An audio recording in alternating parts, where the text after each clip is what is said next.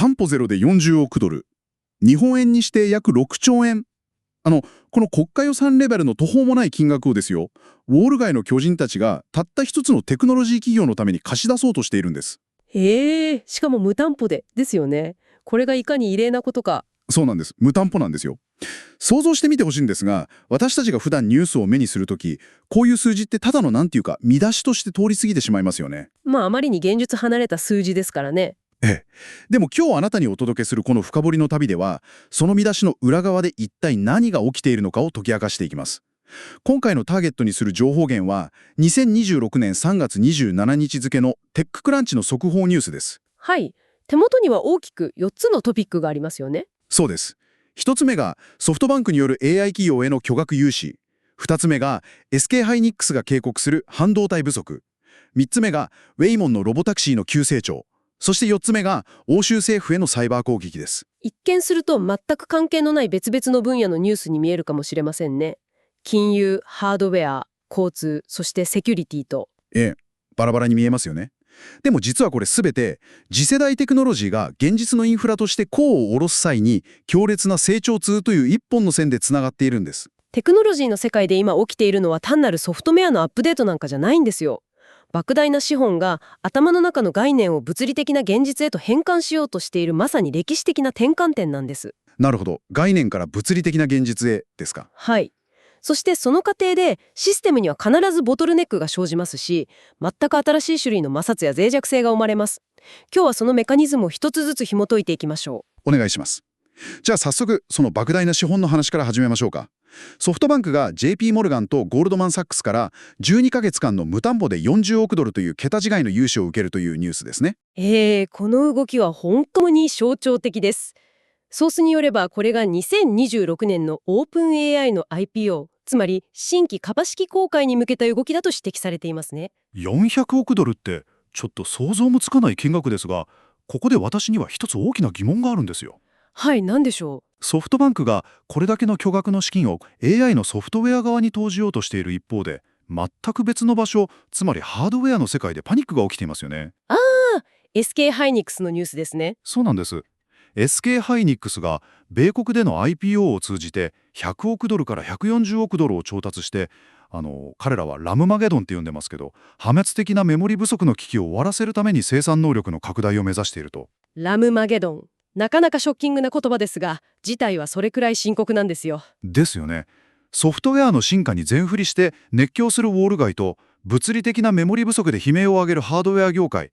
なぜソフトウェアのブームがこんな物理的なパニックを引き起こしているんでしょうか。その答えは、現在の AI、特に大規模言語モデルがどのように機能しているかという物理的なメカニズムにあるんです。物理的なメカニズム。AI を動かす中心的なハードウェアは GPU なんですが、GPU がいかに計算速度を上げてもはい。データを一時的に置いておくためのメモリ、つまり RAM の容量と速度が追いつかなければシステム全体がストップしてしまうんです。なるほど。それ少し私なりに噛み砕いてみてもいいですか。もちろんです。例えば GPU がミシュランの3ブセシェフだとしますよね。このシェフは1秒間に1000人分の料理を作るような超人的なスピードを持っている。いい例えですね。でもキッチンカウンター、つまりラムがめちゃくちゃ狭かったらどうなるか。食材を置く場所がないから、いくらシェフの腕が良くても料理は全く進まないわけです。まさにその通りです。SK ハイネックスは今必死になってその巨大なキッチンカウンターを作ろうとしているということになります。なるほど。キッチンカウンターの増設工事なんですね。しかも AI が必要としているのは HBM、ハイバンドウィズメモリーと呼ばれる極めて特殊で製造が困難な超高帯域メモリなんです。これがただのカウンターじゃないんですよ。ただのカウンターじゃないというと。シェフをアップグレードする、つまりソフトウェアや GPU の設計を新しくするよりも、この巨大で特殊なキッチンカウンターを物理的に増築する方が山にかかって困難だということなんです。そうなんですか。お金をかければすぐ作れるものじゃないと。はい。HBM は通常のメモリチップとは異なっていて、シリコンを何層にも立体的に積み重ねて、顕微鏡レベルの微細な穴で貫通させて配線する技術が必要なんです。うわ、気が遠くなりそうですね。これは純粋な物理と科学、そして製造プロセスの限界との戦いなんです。だからこそ140億ドルという途方もない資金が必要になるわけです。つまりソフトバンクの400億ドルという動きは AI という世紀のコンサートの最前列の VIP チケットを借金してでも買い占めているようなものですよね。そうですね。金融のスピード感としては正しい投資行動と言えます。でも SK ハイニックスのニュースを見ると、そもそもそのコンサートで演奏するための楽器自体がまだ完成していないっていう現実を突きつけられているわけですね。資金を投入すればすぐに解決できるっていうのは IT 業界特有の幻想なんです。幻想ですか。はい。半導体製造装置を作るためのサプライチェーン自体が極度に複雑で、特定の企業の製造装置を何年前から予約しなければならないんです。ああ、ASML みたいな企業ですね。その通りです。さらに、クリーンルームの建設や良品率の向上には、お金だけでなく膨大な時間が必要です。お金だけじゃ時間を買えないと。そうなんです。JP モルガンやゴールドマン・サックスが400億ドルという数字で AI の未来を約束したとしても、物理的な原子の配列をコントロールする製造業のスピードは金融のスピードには絶対に追いつけません。なるほど。これが現在の AI ブームが直面している最も熱い物理的な壁なんですね。はい。金融と物理のタイムラグ。これがラムマゲドンの正体です。ソフトウェアの夢を物理世界の限界が引き止めているわけだ。いやー、すごく腑に落ちました。この構造を理解すると次のニュースの見え方も変わってくるはずですよ。そうですね。では、この AI を動かすための物理的な壁の話を踏まえた上で、次はその AI が現実世界でどう動いているのかという視点に移りましょうか。実際に社会にどう実装されているかですね。はい。ここ数年、AI とかテクノロジーのニュースって実体のないバブルだなんて批判されることもありましたよね。期待が先行しすぎることはよくありますからね。でも、今回のソースにある Waymo のデータは、その見方を完全に覆しています。自動運転のロボタクシーである Waymo の有料の乗車回数がわずか2年足らずで10倍に急増しているんです。2年で10倍というのはインフラとしては驚異的な数字ですね。しかもこれ、無料のテスト乗車じゃないんですよ。人々が日常的にお金を払って生活の足として使っているんです。リスナーのあなたも、もしサンフランシスコなんかに行ったら、普通に乗れるインフラになっているわけです。この2年足らずで10倍という成長曲線が意味するのは、テクノロジーの需要における閾値、いわゆるティッピングポイントを超えたことです。ティッピングポイント。つまり、もう後戻りのしないポイントですね。はい。これまでは AI が車を運転できるかという技術的実証のフェーズでした。でも今は AI が都市の交通インフラとして利益を生み出せるかという商業的インフラのフェーズに完全に移行したんです。なるほど。さっき私たちが話した巨額の資金で構築された AI の頭脳が今度はタイヤを履いて現実の街を走り、物理的に人々を運び始めているわけだ。まさにそういうことです。物理世界への進出ですね。でも、ここで私が一番驚いたというか、正直ちょっと混乱したニュースがあるんです。混乱したニュースですか？それがエーサーフラックスという企業のニュースです。インデックスベンチャーズが主導するシリーズ B のラウンドで約3億ドルを調達して評価額が20億ドルに達したというものなんですが。あの宇宙スタートアップですね。そうなんです。これ、リスナーのあなたも驚くかもしれません。エーサーフラックスって宇宙空間に太陽光パネルを展開して地球にエネルギーをレーザーやマイクロ波で送電するという宇宙太陽光発電の企業なんですよ。SF 映画の世界の話みたいですよね。本当に。なぜ急に宇宙の話になるんですか？ロボタクシーが走っている街の話からいきなり SF のような宇宙送電に莫大な資本が投下されている。このつながりが全く見えません。それこそがインフラ構築の成長痛の別の側面、すなわちエネルギーの壁なんです。エネルギーの壁。はい。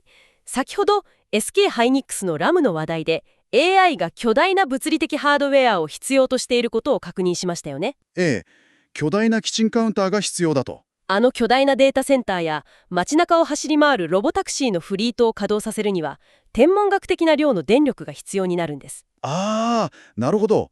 計算するのにも動くのにも電気がいる。そうなんです。そして既存の地球上の電力グリッドではこの AI の爆発的なエネルギー需要を支えきれないことがすでに明白になっているんですよ。そういうことか。AI が賢くなるほど、そして現実世界で物理的に動くほど、電力を異常なペースで食い潰していくわけですね。ええ。だから投資家たちはデータセンターを動かすための全く新しい電力サプライチェーンそのものを作り出そうとしているんです。それで宇宙なんですか？はい。地球上の太陽光発電は夜間や悪天候時には発電できませんよね。確かに。太陽が出ていないとどうしようもないです。でも宇宙空間であれば24時間365日減衰することなく太陽を捉え続けることができます。それをベースロード電源として地球上のデータセンターに直接エネルギーを供給できる可能性があるんです。なるほど。だからイーサーフラックスが初期段階で20億ドルもの評価を受けているんですね。彼らが単なる面白い宇宙スタートアップだからじゃないんだ。その通りです。AI という次世代インフラの最大のボトルネックである電力問題を解決し得る極めて重要なパズルのピースだからこそこれだけの資金が集まっているんです。いや、これはちょっとゾッとしますね。ゾッとしますか？ええ。私たちはただ AI アプリが便利になったなくらいにしか思っていなかったけれど、その裏側では AI を動かすために宇宙規模で地球のエネルギー網を再構築するような壮絶な椅子取りゲームが始まっているだけじゃないですか。ええ、まさにインフラの最定義です。ソフトバンクの巨額融資も、SK ハイニックスの工場増設も、ウェイモの普及も、そしてイーサーフラックスの宇宙発電も、すべて巨大な一つの AI インフラを完成させるための別々の部品だったんですね。そうです。すべては深く連動しています。いやー、点と点がつながりました。しかし、システムがそれほどまでに巨大化し、すべてが相互に接続されるということは、私たちがこれまで経験したことのない新しいリスクを抱え込むことと同義なんです。新しいリスク。はい。ここで最後のニュースの出番となります。欧州連盟 EU の最高執行機関である欧州委員会がサイバー攻撃の事実を正式に認めたというニュースですね。ええ、非常に重大なインシデントです。ハッカーが欧州委員会のクラウドストレージから大量のデータを盗み出したと主張していて、それが事実だと確認されたと。はい。クラウドからのデータ流出ですね。ただ、率直に言って政府機関がハッキングされたというニュースはこれまでにもありましたよね。これがなぜ私たちが今話してきた AI や巨大インフラの話に直結するんでしょうか？欧州委員会って世界トップクラスのセキュリティを備えているはずですよね。もちろんです。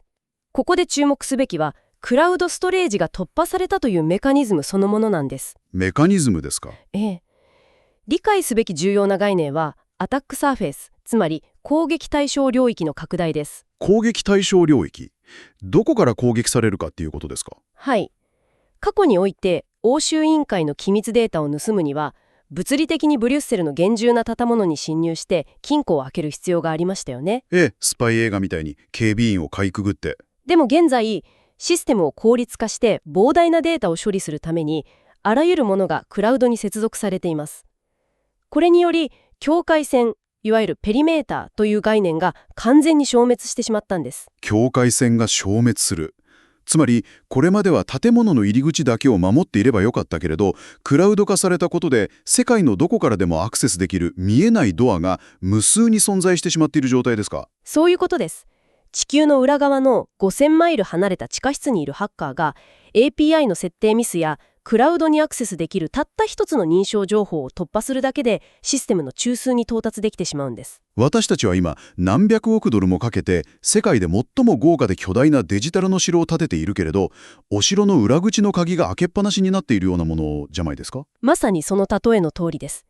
そして私たちが前半で議論してきたことを思い出してください。はい。 AI を動かすために巨大なデータセンターを作り、宇宙から電力を供給し、ロボタクシーが街の交通を担う。ええ。それはつまり私たちの社会の物理的な現実が全て単一の巨大なデジタルネットマークに依存するようになるということです。うわ、それは怖すぎますね。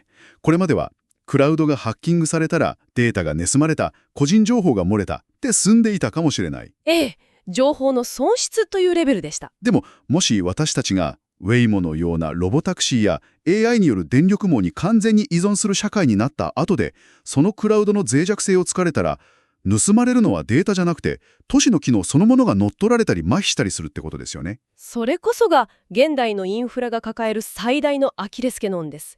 システムの劇的なスケールアップは必然的に致命的な脆弱性のスケールアップをもたらします。致命的な脆弱性のスケールアップ。ええ。欧州委員会のような最高レベルの機関でさえ、クラウドの複雑さに伴うリスクを完全にコントロールできていないんです。なるほど。これは一企業の IT 部門の問題ではありません。すべてをデジタルで接続し、自動化していくという私たちの選択がもたらす構造的かつシステム全体のリスクなんですよ。光が強くなればなるほど影もまた濃く巨大になっていくんですね。その通りです。AI の頭脳を急成長させて宇宙からの電力という血液を注ぎ込み、ロボタクシーという手足を持たせた結果、その巨大なシステムのどこか一つでもサイバー攻撃で突破されれば、社会全体が即座に機能不全に陥るリスクを私たちは抱え込もうとしているわけか。インフラの進化とリスクは常に表裏一体ですからね。いやー、あっという間に時間が過ぎてしまいましたが、今日の深掘りの旅、リスナーのあなたはどう感じたでしょうか？本当にいろいろな分野を横断しましたね。私たちが今日見てきたのは決してバラバラのニュースではありませんでした。ソフトバンクが40億ドルという国家レベルの資金で AI の進化を加速させようとする一方で、そして現実世界への実装ですね。そうです。ウェイモが都市の交通インフラとして実用化の月を窮地を超えたことで、AI は現実世界を物理的に動き始めました。さらに、その巨大な AI インフラを動かすための莫大な電力を確保するため、エーサフラックスは宇宙空間での太陽光発電にまで乗り出している。エネルギー網の再構築です。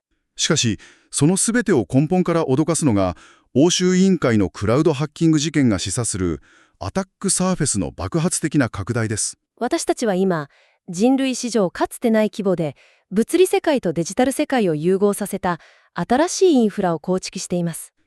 しかし、ハードウェアの製造能力やエネルギー供給、そしてサイバーセキュリティといった現実世界の制約がソフトウェアの夢の実現を容赦なく試練にさらしているんです。これを聞いているあなたも、この急激にスケールする未来のインフラ構築と無関係ではいられません。